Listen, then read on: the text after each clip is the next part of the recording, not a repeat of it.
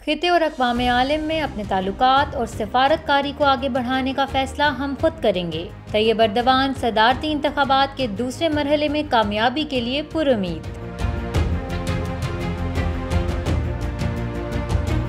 सदर अर्दवान ने हालिज Congress centre Istanbul में तकरीब से खिताब करते हुए कहा कि